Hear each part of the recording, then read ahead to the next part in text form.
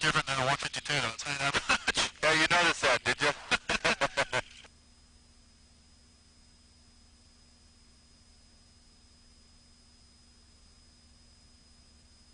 We'll go over here and take off on 4. Alright. Looks like everybody else is using 17. We won't have to back taxi at them.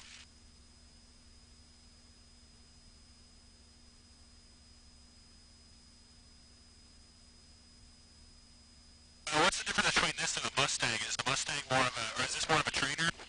Yeah, this would have been the last airplane you would have trained in before you got your Mustang. Okay. Because as you know, you probably know a Mustang's a single-seater, right? Yeah.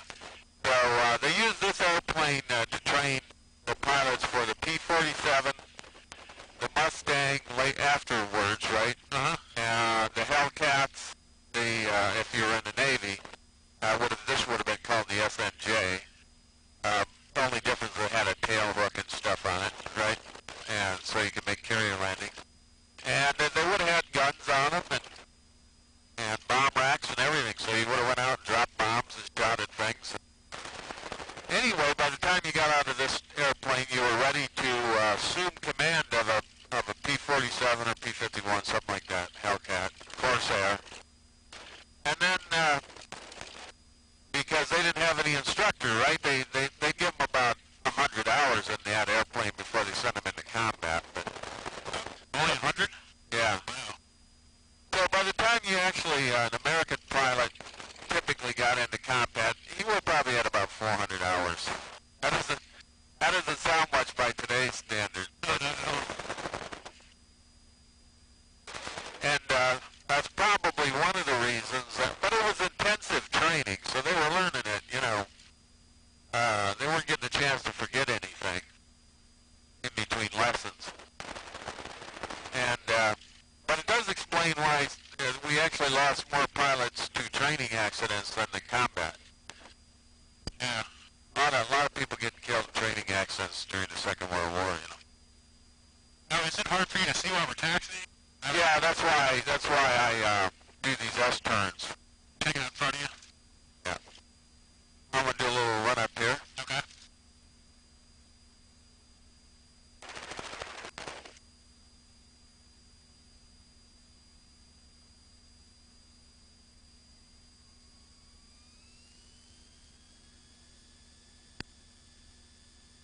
Check my prop. Check my mixture to make sure it's working. Okay. I'll bring it up a little more. Check my mags.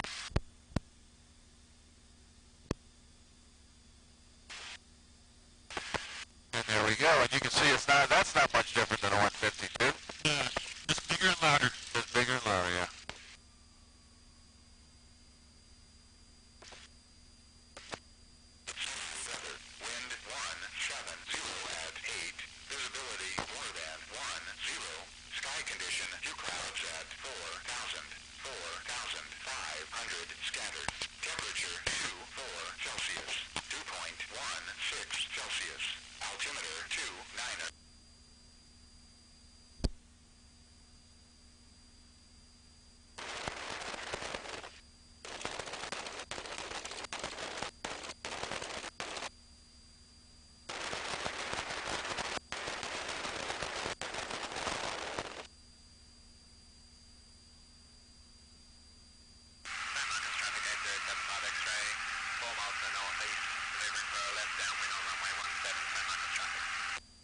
Okay, he's landing 17.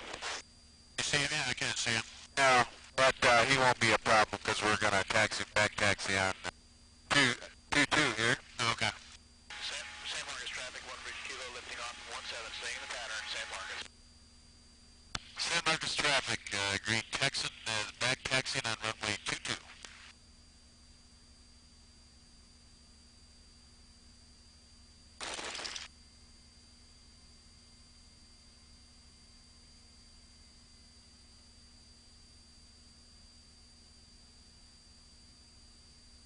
Kind of a pain having all these runways and stuff closed, isn't it? Oh yeah, you have to go around the whole airport just Yeah. to one run. All these long, mile-long back taxis, you know? Yeah.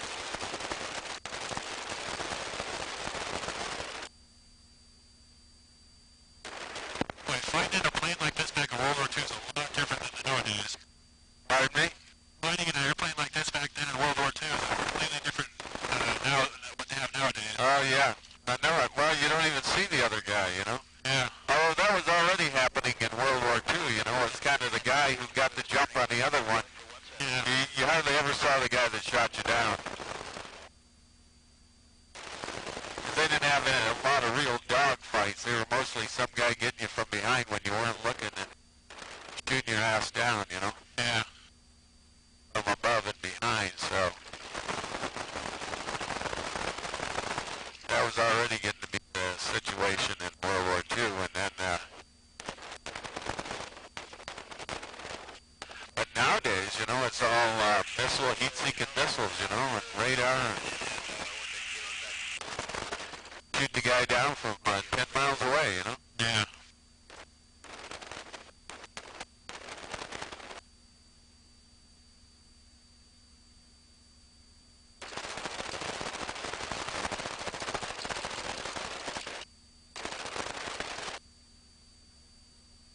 The thing I always wished I could do is I would like to make one strafing run, you know?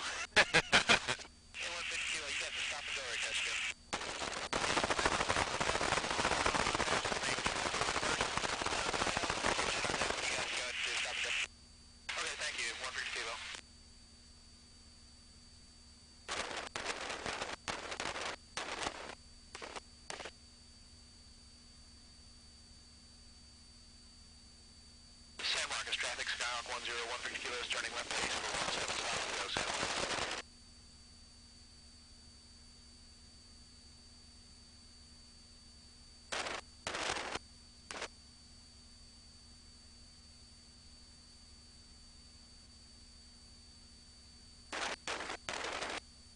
San Marcos traffic, stop and go, San Marcos.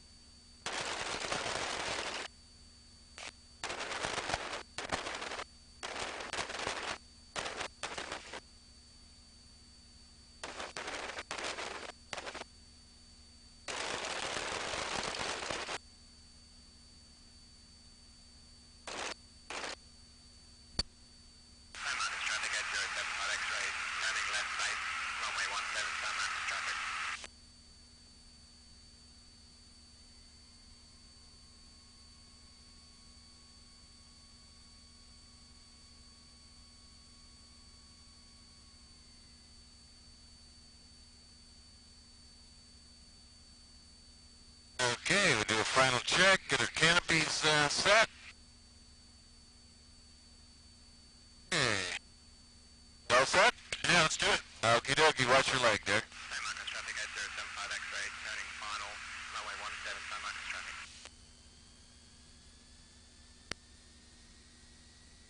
San Marcos traffic, 150 kilos, taking off for 17, San Marcos.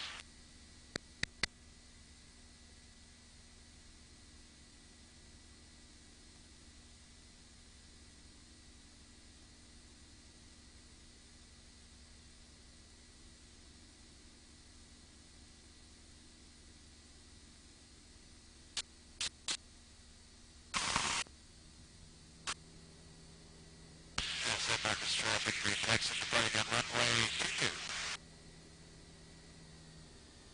Guess I was a little late with that call, but That's all right. Better late than never. yeah. Okay, let's reach down there and get a hold of that red and white striped handle and raise my gear, will you?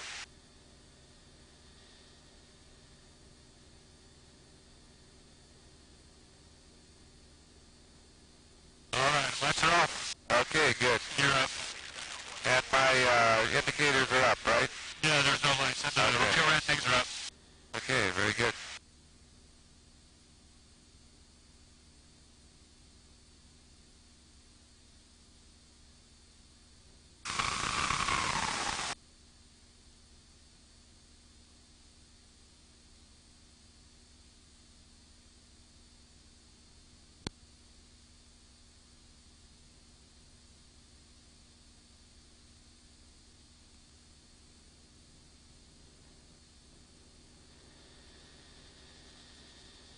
This is the campground where we're staying at. I just realized it.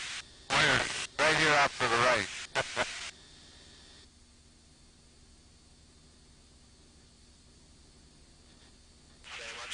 I can't believe all the people that swim in that river. It's too cold for you? Too goddamn cold, man.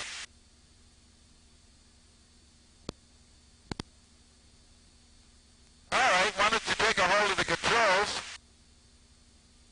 All right. All right, and just keep us climbing up here a little bit. Get the feel of it.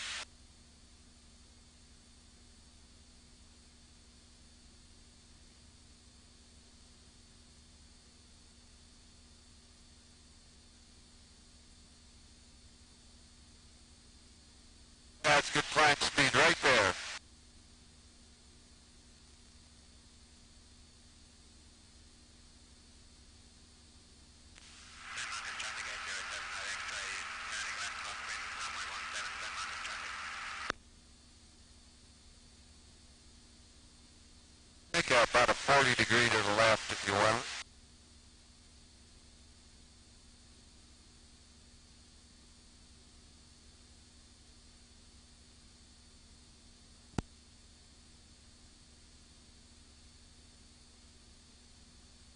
Yeah, you gotta use those rudders, don't you? Yeah, it's a little more. People always say that tail draggers fly the same in the air, but they're full of it because they have more rudder authority, so you have to use the rudder more.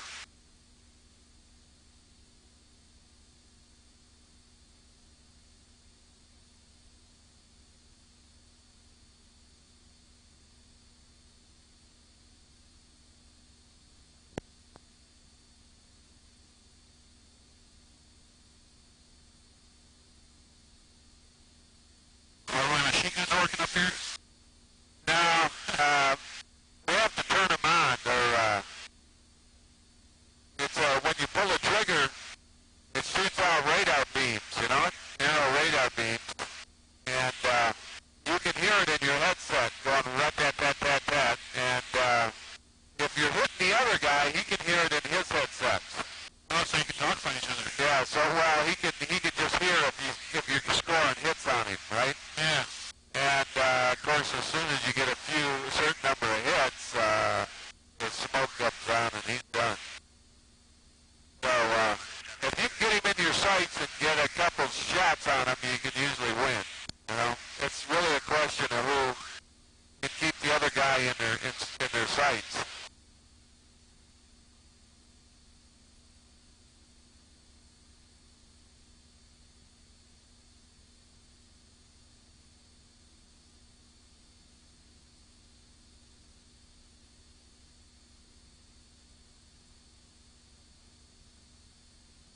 How does it feel to you, though? Oh, it's a completely different feeling, especially when using a stick instead of a yoke, I guess. Are we going to be doing any acrobatic flights? Do you want to do some acrobatics? All of it, all of it. Oh, okay. Well, level it off right here. What I'll do is I'm going to give you a couple of aileron rolls first, okay? Okay. All right. You got control? Yeah, I got it. And this is high enough for aileron rolls. And we're in a pretty good location here. Now I go this way just to get away from the clouds a little more here. All right, let me get the airplane set up first.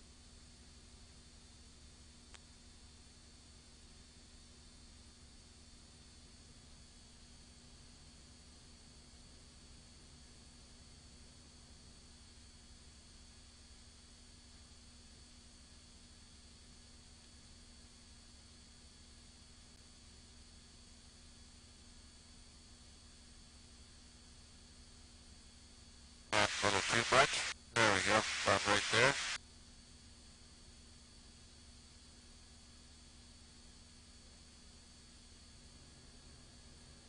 Okay, for an aileron roll, what we do is we drop the nose, so we pick up some airspeed. Make sure I don't hit your legs when I do this, okay? All right. Okay, pull the nose up, about this distance, and over we go.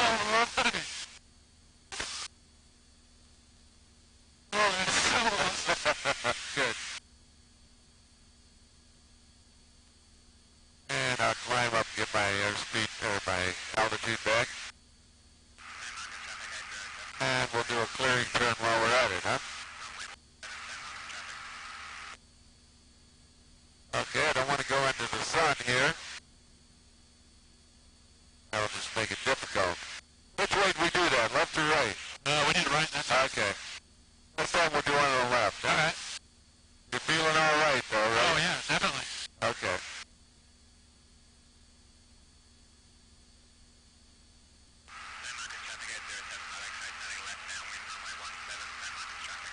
Okay. Up about 40 degrees.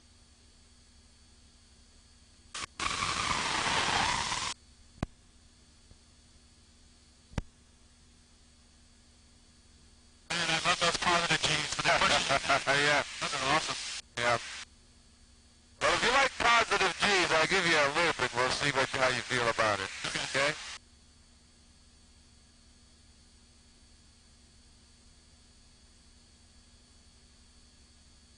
Have you ever done a loop? No. Oh, okay. I'd love to then. Alrighty. Yeah, we'll look around here, get a good look around. Make sure there's nobody around the area. Cessna 5265 Lima.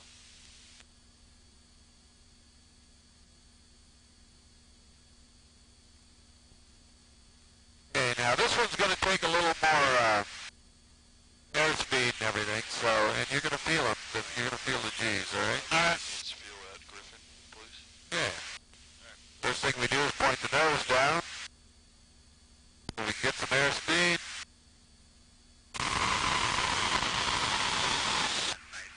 There we go. Roll your head back. Oh.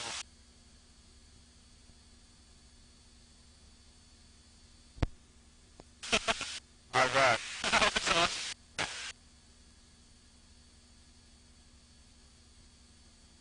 They didn't have pressurized suits back then, did they? Well, yeah, they did actually. More so than now. They used them mainly for diving, you know, dive bombing activity and so on. But as time went on, they sort of discontinued their use, you know. Yeah. Nowadays they use them because they just have to, you know. They pull so many G's in a jet that you don't have much choice.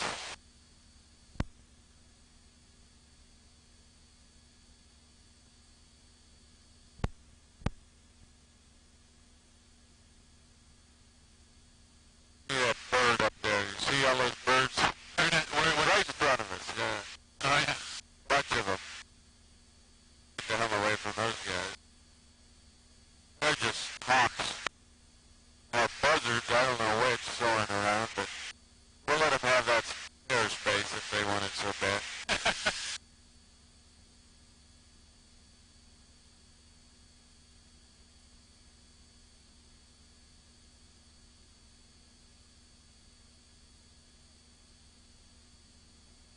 Okay, now I'm going to let you fly it again. I'm going to let you do, let's do some steep turns here, huh? Okay. Okay, and I don't care which direction you go to. Remember on steep turns, what we do is we roll it in, and roll it in even to a 60 degree if you want. Okay.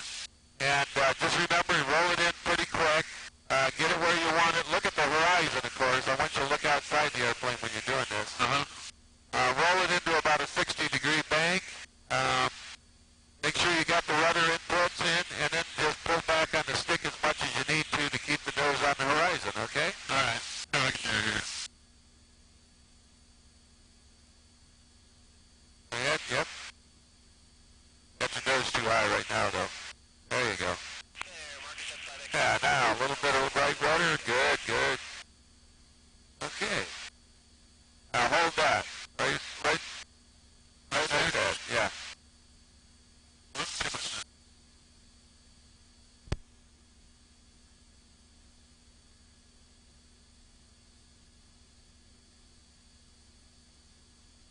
They'll always fly better if you're looking outside, right? Yeah. Especially in these airplanes. See, it was, fighter airplanes were made for VFR, and there wasn't much inside the cockpit of any value unless you flew into a cloud, so. Yeah, I'm gonna demonstrate one to the left, okay? Alright, here's what you want to do is you want to get into it right away, right? I don't have a turn coordinator up here, do I? Alright, yeah, you do. Oh, it's right here. It's yeah. Okay. You look down the wing and we're just sitting right there. Boy, somebody wanted to shoot us down right now. Easiest pie, wouldn't it? Okay, and I'm going to go to the right with it too, just to show you the difference. And of course, you really notice the difference on airplanes with big engines like this. You know, you notice the difference in the amount of inputs and so on that you have to put in on steep turns. Yeah, it seems a little more sensitive than a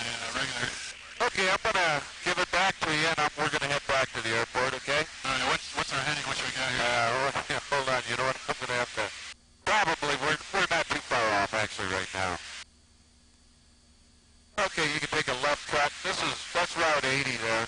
Oh, okay. So, I'm going to pull off a little power so you can descend, okay? Okay. We're not that high, but...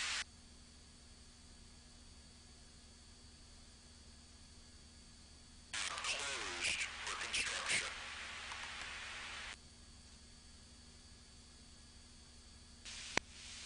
Flight Northwest Municipal Airport, automated weather observation 22440, weather, wind 170 at 8. Okay, now there's an airplane off our left wing. You see him? He's a little bit above us. All right, so should we go shoot him down? Yeah. Yeah, good thinking. Chase him out of our airspace, huh? And 177. Make sure he's on the road 17. San Marcos traffic, green Texans inbound from the southeast, 5 miles, landing runway 17. I think we already scared him off. Alright, there he is. He's just maneuvering out there. Is that your practice area for this? Yeah, I think it is. Yeah, southeast. Okay. Okay, take a little cut to the left here and we'll descend. We need to get down enough so we can slow down and lower the gear. San Marcos traffic, enter, San Marcos traffic, runway 17, San Marcos traffic.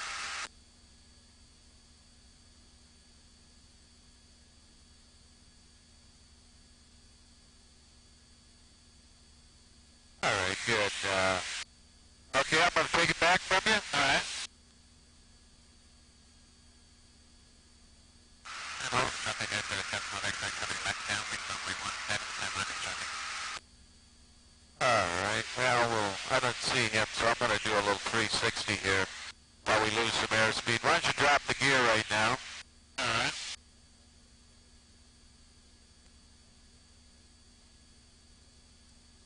I got two green Alright, lights. good, me too. Alright, I got my pins are visible. I think we're okay.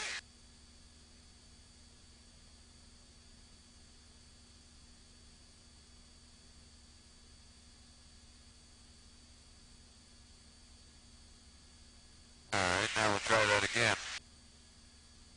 Keep an eye out for that guy if you can see if you can spot him. He was on downwind for 17, so he ought to be turning base pretty quick.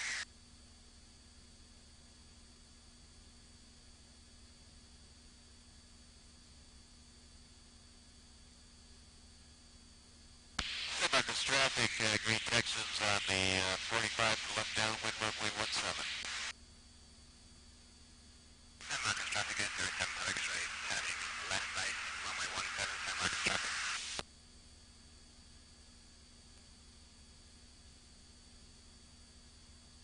San Marcos Airport Advisory, Aerostar 31 Foxtrot Whiskey 10 miles to the north. Airport advisory, please. Be advised the winds are coming from the south at approximately 9 to 12 knots. They'll make the active runway 17, and there's light traffic reporting at this time. Roger that. And where's Berry Field located on the airport?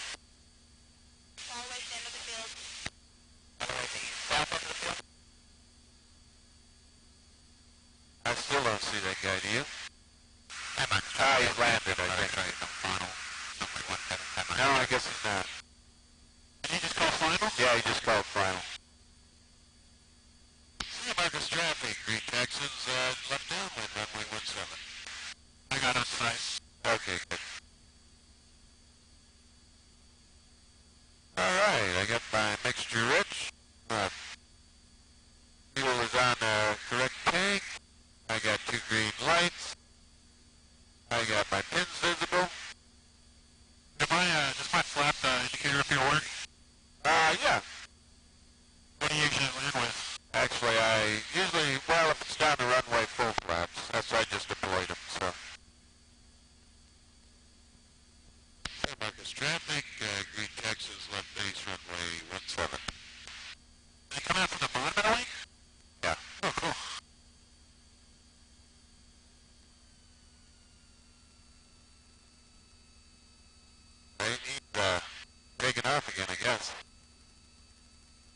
Must have scared him.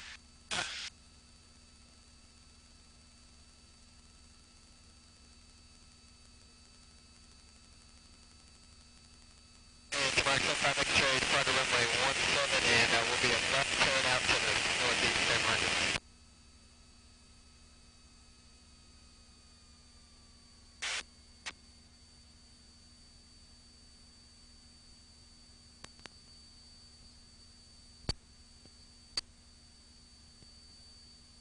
Yep. Wow. You must have the best job in the whole world. Everybody thinks so.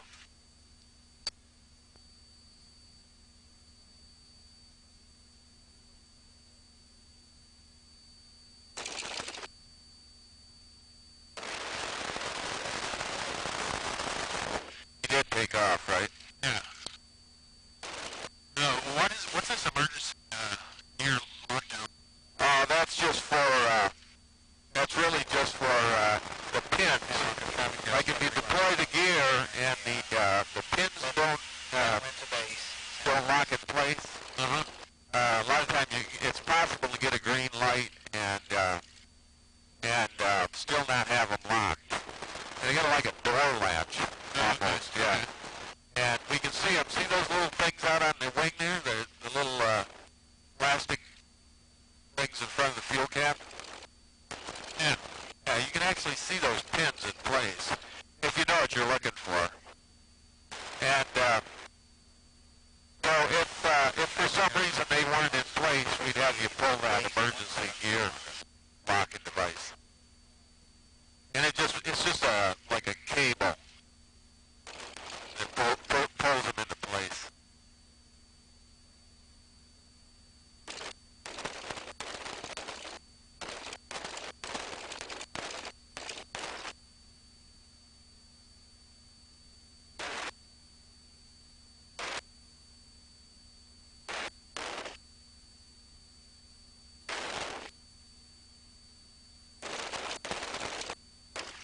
You know, enough positives you that nope, we did. I started seeing stars for a second. I don't pass out during that. You get used to that after a while. Yeah, you do. You build up a tolerance for it. Just makes me giggle on this traffic. 1 mile per hour, 17, 700. Hi, Marcus Traffic, Green Texas, clearing 17. I had an opportunity about a year ago to go to the Randolph Air Force Base and do the altitude chamber. You ever done one of those? Oh yeah, that's a good thing to do. You should do it. Did you do it? Yeah, I did it. Yeah. You down at the end of runway 4 on San Juan. It was great. I went with George here. You know George? Oh yeah. You should have seen his face when I did it to him. It was so funny. Is that right? Yeah. Like, they give you a couple of easy math questions. Sir, and then what's your name? And he just sat there with like this face, like, Really? and, Oh yeah. It's an embarrassing thing, you know. yeah. You're like a real dorkass. But I used to fly a jet. I went and did it at the at Wright-Patterson Air Force Base, and I figured it was worth it, you know. Yeah. It really is, because just find out how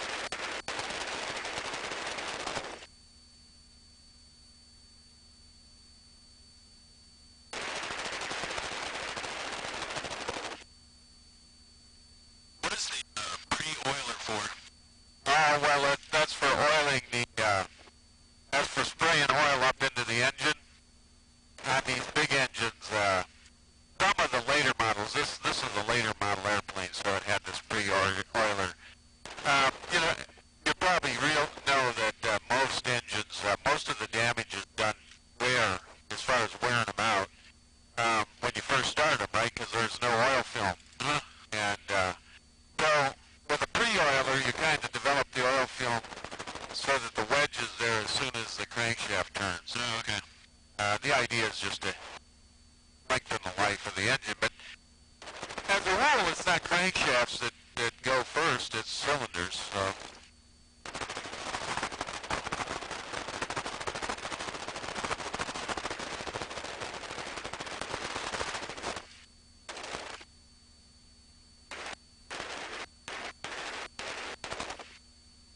Yeah, we got a crowd wait.